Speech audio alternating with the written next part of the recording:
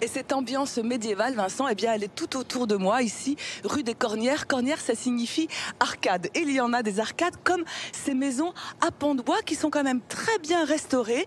Alors, celui qui a les clés des maisons et des secrets ici à Agen, c'est Bertrand. Bonjour Bertrand. Bonjour Elina. Alors effectivement, rue des Arcades, ces arcades, elles ont été bâties au Moyen-Âge et elles avaient une utilité particulière. Alors elles avaient une utilité particulière parce que nous sommes dans la grande rue commerçante d'Agen pendant plusieurs siècles, donc pendant tout le Moyen-Âge.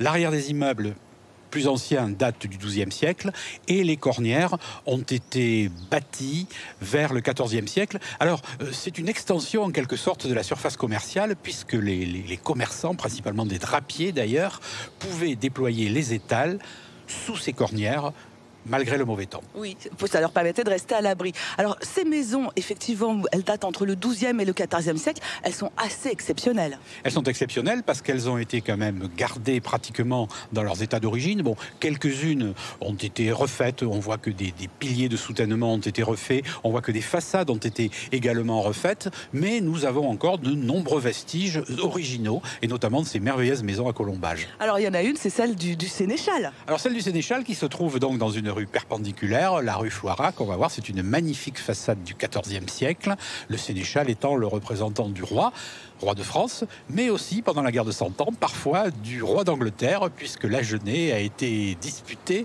en tant que, bien entendu, partie de la province d'Aquitaine entre la France et l'Angleterre. Alors, ce que l'on trouve aussi, si on remonte un petit peu, c'est une église qui marque la limite de l'Agen de l'époque. Tout à fait. Alors, l'Aginum gallo-romain est une ville extrêmement étendue. Vers les premiers siècles de l'ère chrétienne arrivent les grandes invasions et la ville va rétrécir sa surface dans un but défensif. Et la chapelle Notre-Dame-du-Bourg se trouve en dehors de la première limite, des premiers remparts de la ville.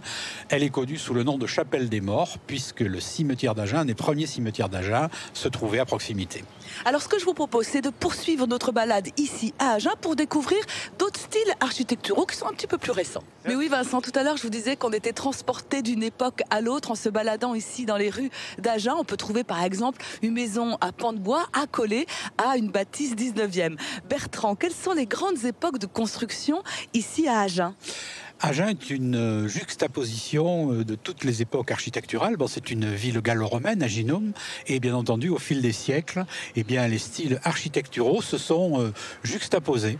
Et ainsi, bon, nous sommes à l'arrière d'un bâtiment du XVIIe siècle, l'ancien palais de justice, aujourd'hui hôtel de ville, situé en face d'un hôtel de la famille Secondat Montesquieu qui date fin XVIIIe, début XIXe, qui lui-même est accolé à un entrelac de ruelles médiévales autour de la rue Beauville, avec le théâtre du Cournot qui date du début du XXe siècle, et ainsi au fil des siècles, donc du Moyen-Âge au XXe siècle, à peu près tous les styles architecturaux sont représentés dans la ville.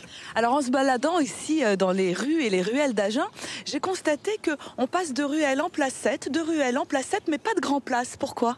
Pas de grand place, bon, c'est bien entendu une ville médiévale enserrée par des remparts et un système de défense depuis les grandes invasions jusqu'à la Révolution, et aucune grande place. La grande place est le Gravier qui, à l'époque, donc au moment de la Révolution, est à l'extérieur de la ville et donne sur le fleuve Garonne. Alors Bertrand, cette ville, c'est la vôtre ? Vous l'aimez, vous la connaissez comme votre poche. Moi, j'aimerais bien avoir 3 bâtiments, 3 bâtisses ou 3 quartiers qui sont absolument incontournables. Incontournables, alors l'intérêt, bon, bien entendu, de la rue Cornière, l'entrelac et des rues autour de la petite rue Beauville qui sont quand même profondément médiévales. Et bien entendu, l'hôtel Hutto de la Tour, fin 18e, bâti sur un rempart du 14e, avec un reste de tour de défense, la seule tour de défense du système de rempart d'Agen. Et bien entendu, 2 magnifiques maisons Art Nouveau, boulevard Carnot, le boulevard Carnot, ayant été percé au tout début du XXe siècle. Et une petite mention particulière aussi pour le mobilier urbain. C'est ici un très beau travail de ferronnerie, les bancs publics, où on a très envie de se poser, pourquoi pas s'embrasser.